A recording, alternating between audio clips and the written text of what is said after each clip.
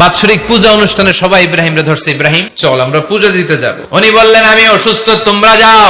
সবাই বলল ঠিক আছে আমরা যাই। ইব্রাহিম তুই আমাদের ঘরের মূর্তিগুলারে পাহারা দে।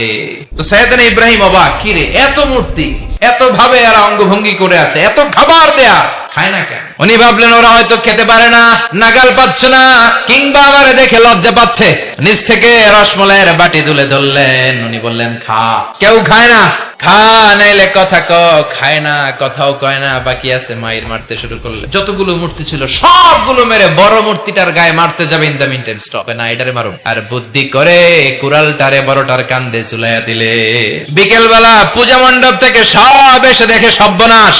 ইব্রাহিম সর্বনাশ কে করছে? আমি করি নাই। ওই দেখ কুড়ালটা কার কান্দে, বড়টার কান্দে, ওইটারে জিগা। সবাই বলে ইব্রাহিম তুমি কি জানো না এগুলো কথা বলে না? সাইয়েদনা ইব্রাহিম বলে যে এটা কথা কয় না, ওইটার পূজা করস কে?